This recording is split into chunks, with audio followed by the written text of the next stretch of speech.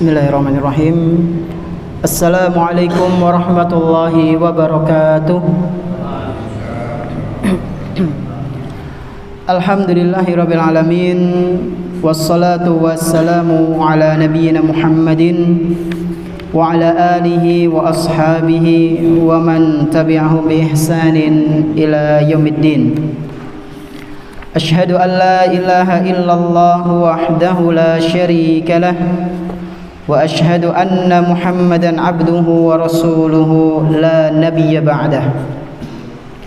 Alhamdulillah, segala puji hanya milik Allah Subhanahu wa ta'ala, di mana Dia telah memberikan kepada kita semuanya nikmat yang begitu banyak. Dan di antara kenikmatan-kenikmatan yang telah Dia berikan kepada kita semuanya, yaitu berupa nikmat iman, nikmat Islam, nikmat sehat, nikmat kita bisa kembali menghadiri majelis ta'lim di salah satu rumah-rumah Allah Subhanahu wa ta'ala yang kita cintai ini.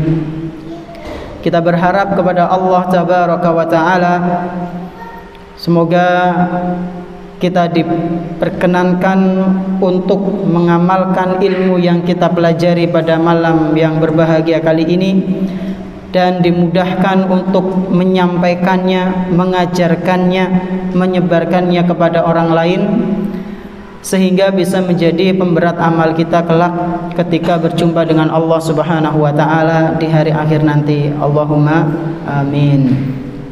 Tak lupa pula salawat dan salam semoga senantiasa tercurah limpahkan kepada Nabi kita yang tercinta, Nabi Muhammad sallallahu alaihi wasallam, beserta para keluarganya, para sahabatnya dan umatnya yang senantiasa mengikuti sunnah-sunnah beliau hingga hari akhir nanti.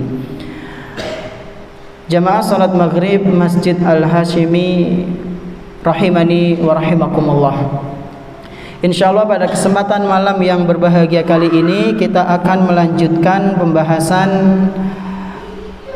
kitab Al-Arba'in An-Nawawiyah, sebuah karya tulis yang berisi tentang kumpulan-kumpulan hadis Nabi sallallahu alaihi wasallam yang ditulis oleh Imam Muhyiddin, yaitu Yahya bin Syaraf, Abu Zakaria Yahya bin Syaraf An-Nawawi rahimahullahu ta'ala.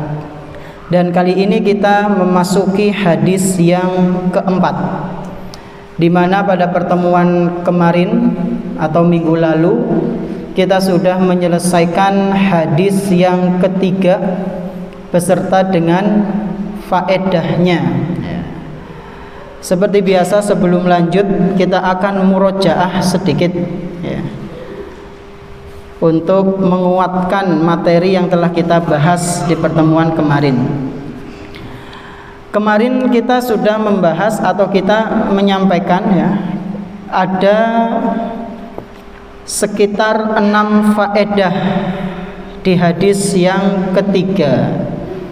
Siapa yang bisa menyebutkan 4 saja faedah dari hadis yang ketiga? Monggo. Boleh baca catatan. Monggo. Zaki, ambilin tas tolong. Sinten? Pada nyatet mboten? Atau yang iya, jazakallah. Yang Umahat, Pak Sarno mau jawab? Ini ada hadiahnya. Ya, monggo. Orang wis duwe. Mentang-mentang hadiah pada tadi. Pak Taat biasanya tidak ada. Apa kakean? 2 coba. Atau yang ibu-ibu ada yang menyebutkan? Ada yang mau jawab? Monggo.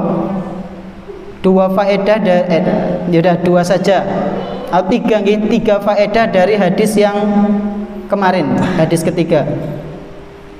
Monggo. 1 Islam adalah agama yang luas.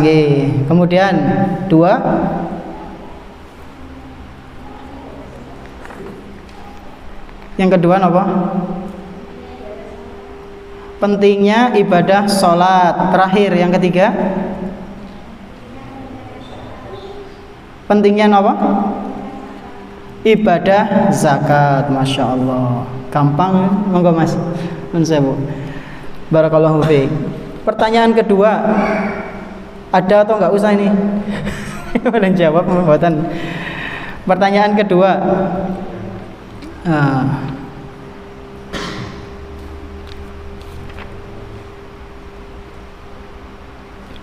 kemarin di faedah terakhir disebutkan bahwasanya Islam itu agama yang mudah. Berikan contohnya 2 saja, monggo. Islam itu agama yang mudah, dan jawabannya sangat mudah. Contohnya apa? Nah, nggih Mas. Salat. Apabila tidak bisa berdiri, duduk. Nggih. Tidak bisa duduk, berbaring. Masya Allah. Tidak bisa berbaring, isyarat. Nggih. Atau mengedipkan mata. Nggih. Nek mboten saged ngedipkan mata? Kalau nggak bisa mengedipkan mata?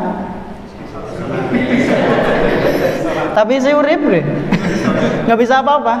Dalam hati. Iya, masya Allah. Nek dalam hati bisa? Disolati. Monggo. Satu lagi ding ya.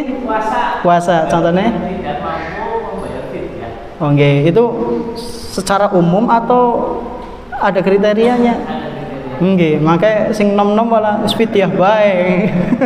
Nggih, monggo. Masya Allah. Jazakallah khair. 2 dulu ya, untuk yang berikutnya insyaallah di pertemuan akan datang. Nah, sekarang kita masuk ke hadis yang baru, yaitu hadis keempat mengenai proses penciptaan manusia beserta takdir-takdirnya. Napa Pak Bu?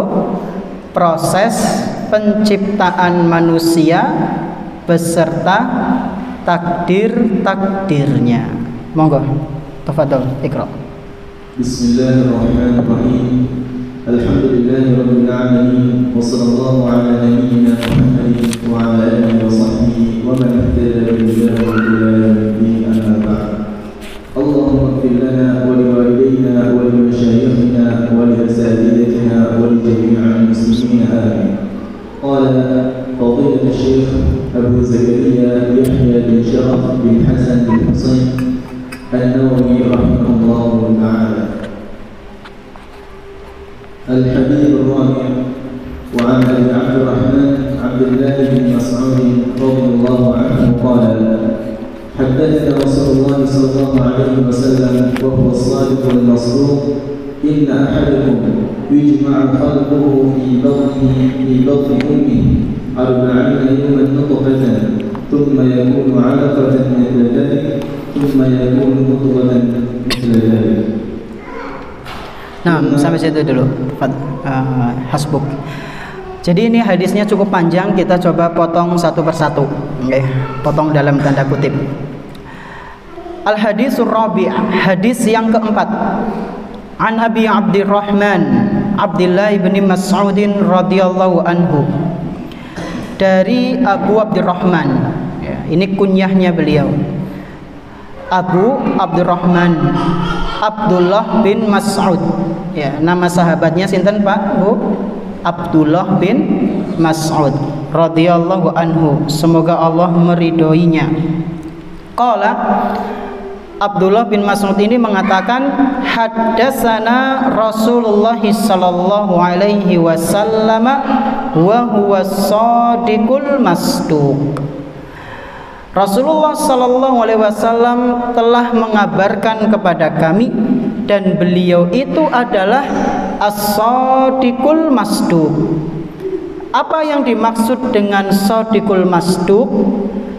Maksudnya adalah Nabi Muhammad sallallahu alaihi wasallam itu adalah manusia yang jujur lagi dipercaya. Shadiq, orang yang benar, jujur. Masduq, sing dipercaya. Jadi kalau dikasih amanah pasti menjalankan, masduq ya.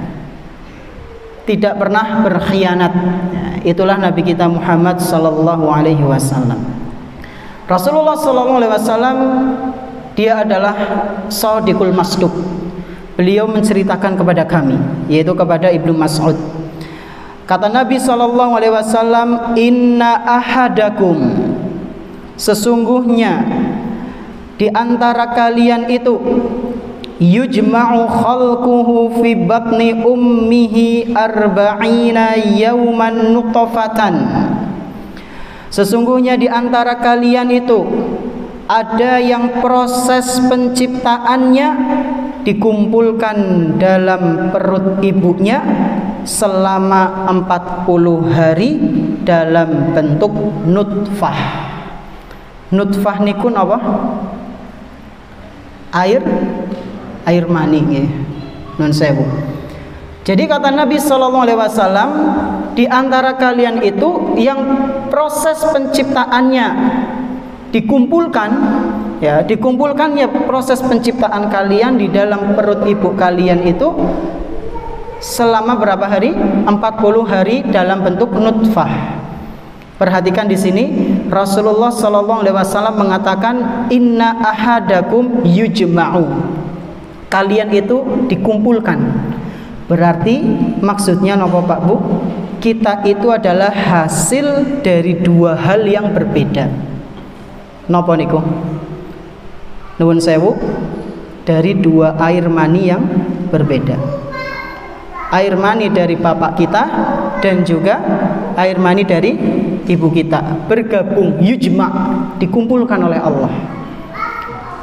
Dan ini disebutkan dalam Al-Quran surat Al-Insan. Allah Subhanahu wa ta'ala mengabarkan proses penciptaan manusia. Manusia itu berasal dari air yang hina, Pak. Air yang hina, ya, dua air yang hina yang saling bercampur.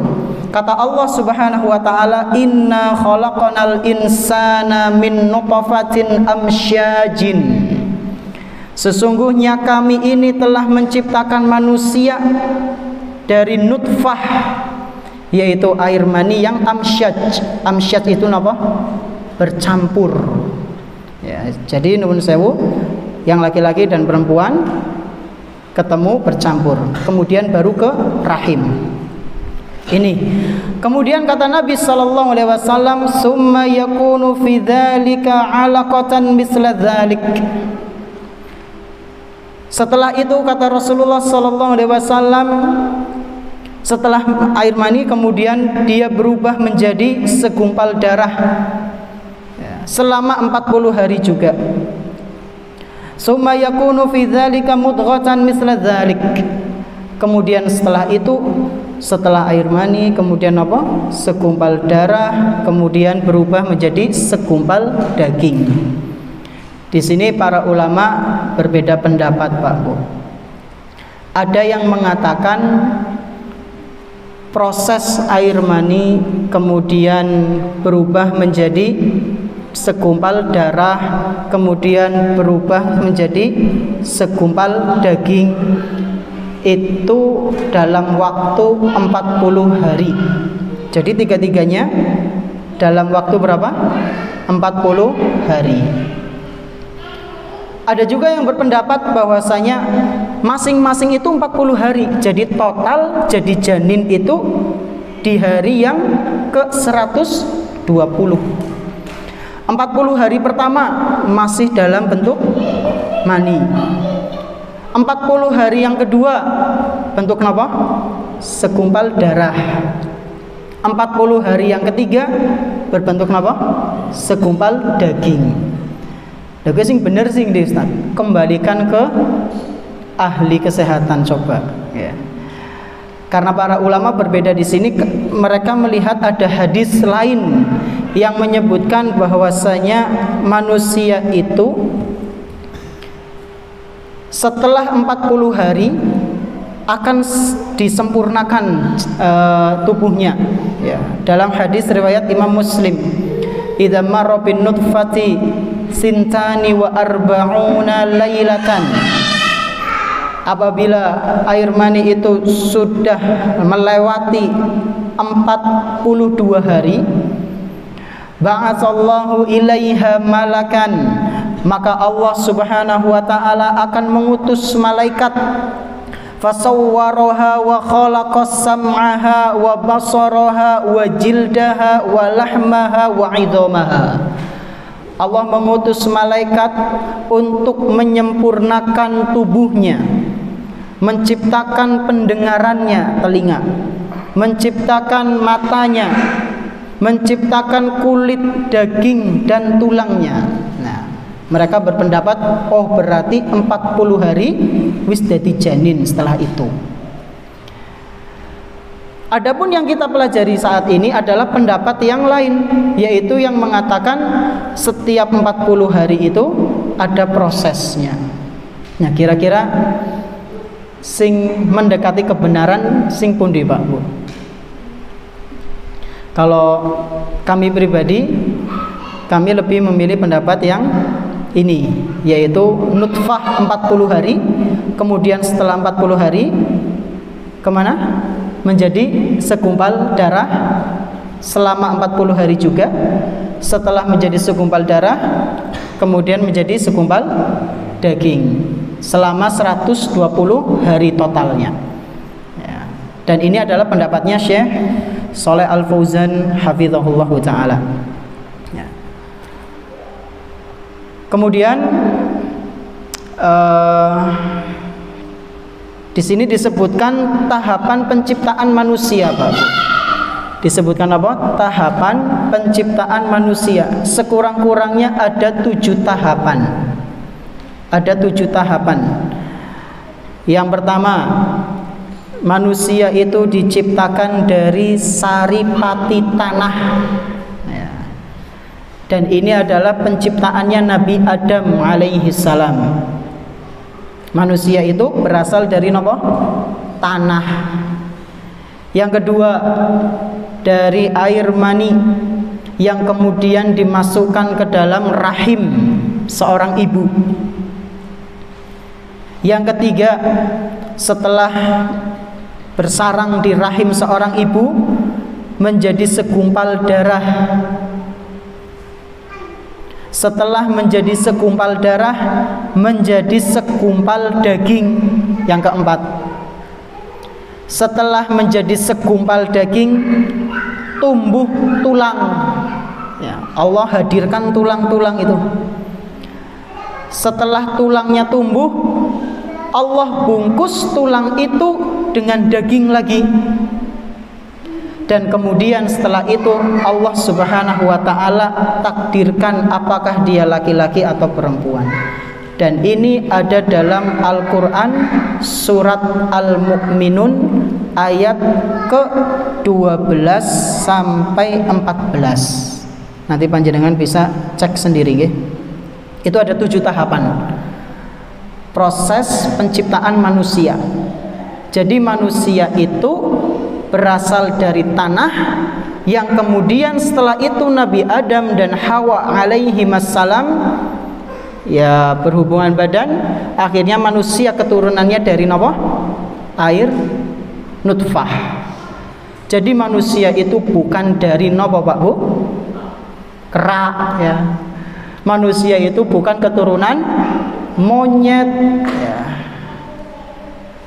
Ini adalah teori yang ngawur, salah total. Dan bien saya mempelajari itu khilaf lah SD, SMP, SD dulu teori Darwin ya.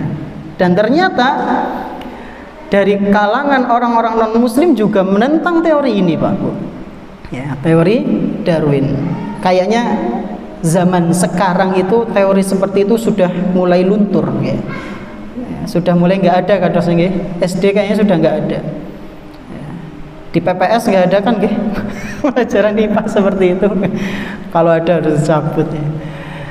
Jadi manusia itu berasal dari tanah dan juga nutfah. Itu yang Allah Subhanahu wa ta'ala kabarkan.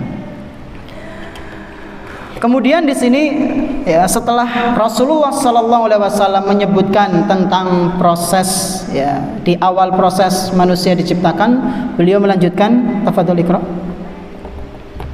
ثم يرسل الملك فينفخ فيه الروح ويؤمر بأربع كلمات بكتب رزقه وأجله وعمله وشقي أو سعيد. Naam, barakallahu fiik. Kemudian Rasulullah sallallahu alaihi wasallam bersabda, "Summa yursalul malaku fayanfukhu fihi ruha." Setelah janin itu sudah terbentuk, Allah Subhanahu wa taala mengutus malaikat. Fayanfukhu fihi ruh. Lalu malaikat itu diperintahkan oleh Allah untuk meniupkan ruh di dalam janin tersebut. Oleh karena itu para ulama berpendapat kalau misalnya ada wanita hamil keguguran di usia kehamilan setelah 120 hari, maka itu harus dikubur ya. Dan sebagian ada yang berpendapat harus disikapi sebagaimana manusia karena sudah ada ruhnya ya. Berarti di usia ke 120 hari berapa bulan gitu? 4 bulan gitu? 4? Iya yeah. 4 bulanan. Berarti kalau ada wanita nun sewu dia hamil di usia 5 bulan kok keguguran qadarallah ya, maka yang keguguran itu harus menyikapi janinnya itu sebagaimana manusia pada umumnya. Kenapa? Karena sudah ada ruh di dalam janin itu, harus disikapi sama, dikafanin juga ya. Kemudian dimandikan sama. Sebagian ulama ada yang berpendapat seperti itu.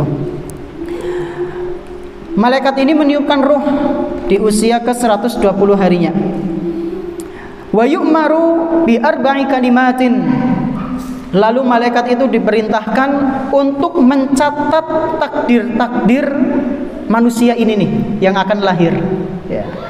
Mencatat takdir-takdirnya. Apa saja yang dicatat? Bikatsbi rizqihi wa ajalihi wa amalihi wa syakiyun aw sa'idun. Dicatat apakah dia sebelum itu dicatat mengenai rizkinya, dicatat mengenai ajalnya, dicatat mengenai amalannya. Apakah dia akan menjadi orang yang senang melakukan ketaatan atau melakukan kemaksiatan, itu sudah tercatat Pak Bu. Wasyakiyun au sa'idun.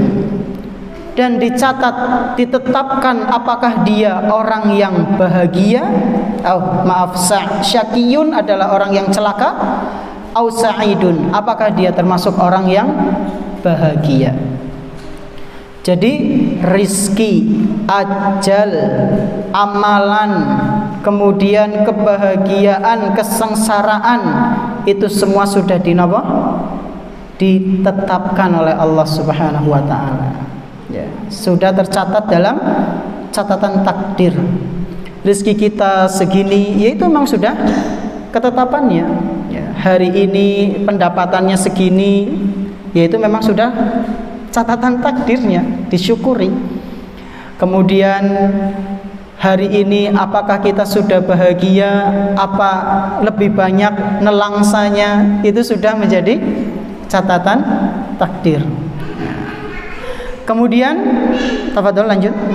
Fawalladzi la ilaha ghairuh inna ahadakum la ya'malu bi'amali ahli al-jannah hatta la yakunu bainahu wa bainaha illa dhira' fayasbiqu 'alayhi al-kitab fay'amalu bi'amali ahli an-nar fayadkhuluha wa inna ahadakum la ya'malu bi'amali ahli an-nar hatta la yakunu bainahu wa bainaha illa dhira' فيسبق عليه الكتاب فيعمل بعمل أهل الجنة فيدخلها رواه البخاري.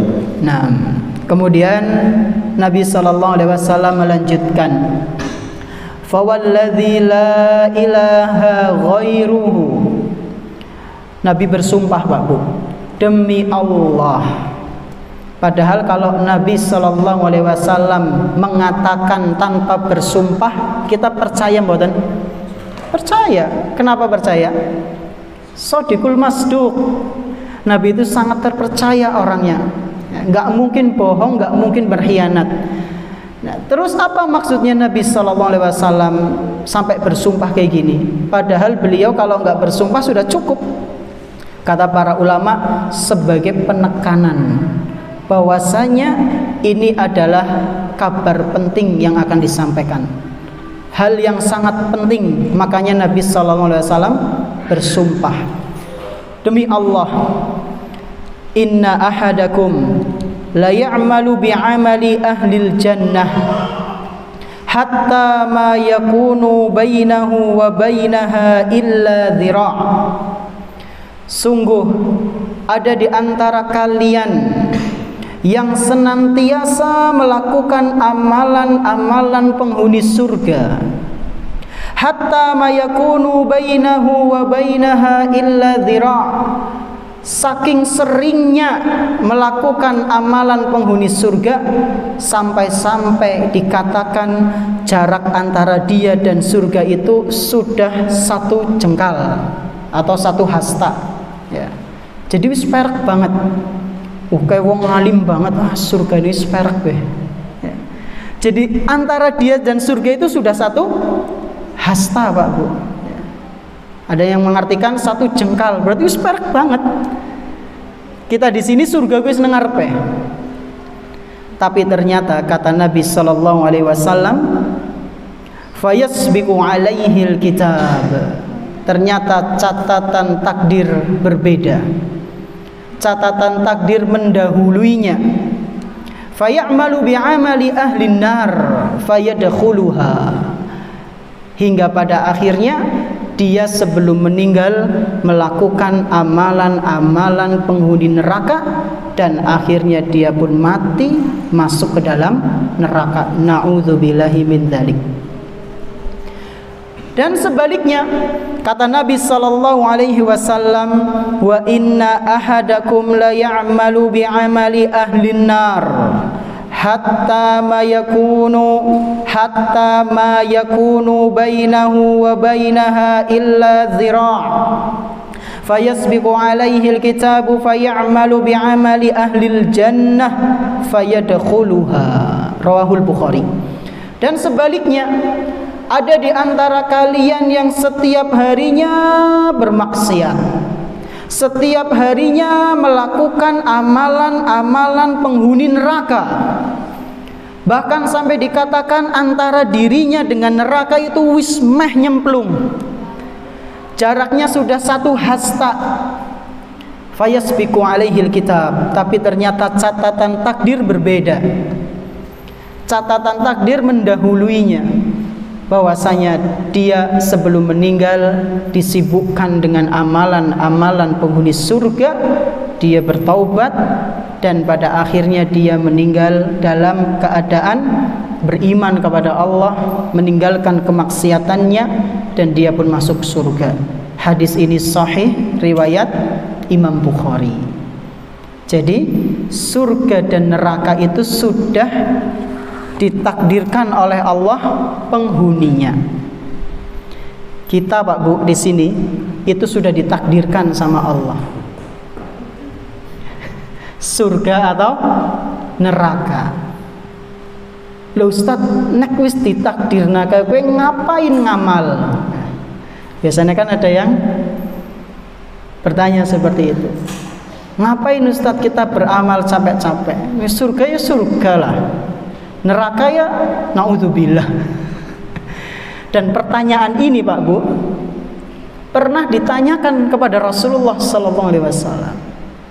Jadi ketika Rasulullah sallallahu alaihi wasallam menyampaikan hadis cukup panjang ya, mengenai penciptaan Nabi Adam, kemudian disebutkan anak keturunannya itu ada yang masuk surga, sudah ada yang ditetapkan masuk neraka. Lalu ada sahabat Nabi yang bertanya, "Ya Rasulullah, fa fimal amal?" Wahai Rasul, kalau seperti itu buat apa kita beramal? Kan semuanya sudah ditakdirkan oleh Allah Subhanahu wa taala. Untuk apa beramal? Capek-capek ya. Untuk apa capek-capek beramal?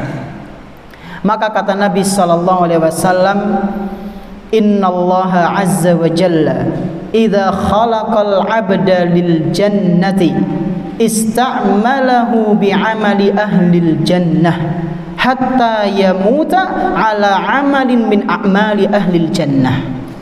Kata Nabi sallallahu alaihi wasallam, sesungguhnya Allah azza wa jalla itu, Pak Bu, apabila menciptakan seorang hamba dan dia ditakdirkan sebagai penghuni surga, maka Allah Subhanahu wa taala akan menyibukkan dia dengan amalan-amalan penghuni surga hatta yamuta ala amalin min a'mali ahlil jannah, sampai nanti dia menutup usia dengan keadaan meninggal di atas amalan-amalan penghuni surga. Berarti kebalikannya, wa idza khalaqal 'abda lin-nar ista'malahu bi'amali ahlin nar hatta yamuta ala amalin min a'mali ahlin nar. Adapun kalau misalnya Allah Subhanahu wa taala menciptakan seorang hamba dan dia ditakdirkan sebagai penghuni neraka, maka Allah Subhanahu wa taala akan sibukkan dia dengan amalan-amalan penghuni neraka hingga pada akhirnya dia meninggal dalam keadaan su'ul khatimah, meninggal di atas amalan penghuni neraka. Naudzubillahi min dzalik. Lah Ustaz, tapi hadis sing miki kepriwe kowe? Jare mengamalkan amalan penghuni surga ya, tapi kok ujung-ujungnya neraka. Inilah pentingnya penjelasan dari para ulama. Sebagian ulama mengatakan mengamalkan amalan penghuni surga atau nerakanya itu secara zahirnya. Jadi ada orang Masya Allah rajin banget ibadah, rajin banget ini itu, zahirnya. Yang menentukan apa? Batinnya ya. Adapun orang yang bermaksiat ini itu aslinya kita nggak tahu. Ketika malam-malam mungkin atau ketika melakukan dosa itu nyeselepol ya. Ya berarti mending sing keloro ya Ustaz, enak tinggal nyesel ya. Siapa sing jamin ya. Kata para ulama itu, al-qadru sirrun min asrarillah. Masalah takdir, masalah ketetapan Allah itu adalah rahasia di antara rahasia-rahasia Allah. Faman yadkhulu fihi ta'ammukan halak. Barang siapa yang memikirkan terlalu dalam, celaka dia. Rahasia jenenge rahasia bisa diketahui mboten? Pak, Bu, jenenge rahasia bisa diketahui mboten? Mboten. Jenengan gadah rahasia mboten? Gadah. Rahasia sing ora tahu diceritakna sapa-sapa. Punya? Punya. Saya mencoba mikirkan rahasia jenengan, kira-kira dipikir terus bisa kendir mboten saya? Bisa lah. Jenengan nggak pernah cerita ke siapa-siapa, saya coba mikir apa ya rahasianya ya. Dipikir terus, bar salat mikir maning rahasianya apa. Itu baru manusia. Kok berani-beraninya kita mikir rahasianya Allah. Lah terus ini kenapa dibahas Ustaz? Rasulullah SAW mengabarkannya. Jadi kita mempelajari apa yang dipelajari saja. Nggak usah sampai terlalu dalam. Jangan sampai terlalu ekstrim dalam masalah takdir. Nanti bisa terjun ke firqah qadariyah atau terjun ke firqah jabariyah. Na'udzubillahi min dzalik. Mereka yang mengingkari takdir Allah Subhanahu wa taala. Jadi kita menerima apa yang sudah dikabarkan oleh Allah dan Rasulnya. Maka dari itu Allah Subhanahu wa ta'ala memberikan kaidah dalam Al-Quran mengenai takdir yang sangat rumit ini Pak Bu. Kata Allah Subhanahu wa ta'ala, la yus'alu amma yaf'alu wa hum yus'alun. Dalam Al-Quran surat Al-Anbiya ayat 23. Allah Subhanahu wa ta'ala itu tidak akan ditanya atas apa yang dia lakukan, sementara mereka manusia akan ditanya atas apa yang mereka kerjakan. Jadi kalaupun kita mau mikir masalah takdir, mikir rahasianya Allah dengan terlalu dalam, ujung-ujungnya kita yang akan ditanya nanti sama Allah. Jadi buat apa repot? Sudah kita mengamalkan apa yang kita pelajari, apa yang kita ketahui, beriman. Ya. Kata Nabi SAW dalam riwayat lain, ditanya Nabi, wahai Rasulullah, kita kan sudah ditakdirkan masuk surga, masuk neraka. Terus untuk apa kita beramal? Dalam riwayat lain disebutkan, kata Nabi SAW, i'malu, kalian beramallah, fakullun muyassarun lima khuliqalah. Karena sesungguhnya setiap dari kalian itu diciptakan sesuai dengan apa yang dia mudahkan dalam beramal. Ya, manusia itu diciptakan sesuai dengan apa yang telah ditakdirkan untuknya. Jadi kuncinya supaya kita menjadi penghuni surga insyaallah husnudzon. Makanya para ulama mengatakan, kita kan belum tahu akhir hidup kita itu surga atau neraka. Ya kita husnudzon kepada Allah. Kita sekarang sibuknya lagi apa? Jenengan sibuk napa niki Pak Bu? Ngaji. Kira-kira ngaji itu amalan baik atau buruk? Baik. Maka berbaik sangka kepada Allah. Ini adalah takdir yang Allah tetapkan kepada saya. Belajar ngaji, insya Allah termasuk jalan ke surga. Jadi ketika jenengan mau bermaksiat, aduh aja, ke maksiat perbuatan buruk, naudzubillah, pas lagi maksiat ninggal, naudzubillah. Ya. Jadi kita dalam memahami takdir ini, kuncinya adalah husnudzon, berbaik sangka kepada Allah. Bahwasanya kita itu disibukkan sama Allah itu melakukan apa? Ya, di kesehariannya, ya, di pagi harinya, di siang harinya, di sore, di malam harinya. Ketika kita lagi sendirian, ketika kita nggak sama suami kita, nggak sama istri kita, nggak sama anak-anak, nggak sama ustadz, nggak sama teman, kita itu ngapain? Karena sejatinya ketika kita lagi sendirian itu Pak Bu, itulah hakikat diri kita sebenarnya. Maka hati-hati ya. Oleh karena itu para ulama mengatakan di antara sebab su'ul khotimah itu, naudzubillahi min dzalik wa nas'alullah as-salama wal afiyah fid dunya wal akhirah, adalah karena dia sering berbuat dosa di kesendiriannya. Ya, itu salah satu sebab su'ul khotimah. Ya. Naudzubillah. Kenapa kok dia berani berbuat dosa di hadapan Allah, tapi dia nggak berani berbuat dosa di hadapan manusia? Padahal kalau kita renungi bersama, yang sudah seharusnya berhak kita malu itu adalah malu kepada Allah Subhanahu wa ta'ala. Tapi masih banyak di antara kita yang naudzubillah, semoga Allah memperbaiki keadaan kita, berani secara terang-terangan dosa, berbuat maksiat di hadapan Allah, tapi malu-malu nutup-nutupin dosanya di hadapan manusia. Itu masih mending dalam tanda kutip. Sing paling parah, di hadapan manusia dosa, dewekan dosanya lebih parah. Ya. Milih sing pundi? Si siapa loro? Si siapa loro Pak Bu? Ora loro neh iyalah. Aja loro nih gue jadi pilih. Ya.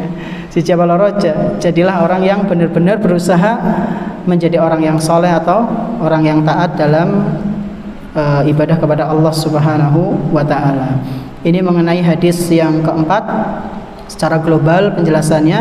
Adapun faedahnya insya Allah kita bahas di pertemuan yang akan datang. Sudah masuk waktu Isya? Sampun? Okay. Terima kasih atas perhatiannya. Kita tutup dengan doa kafaratul majlis. Subhanakallahumma bihamdik, asyhadu an la ilaha illa anta, astaghfiruka wa atubu ilaik.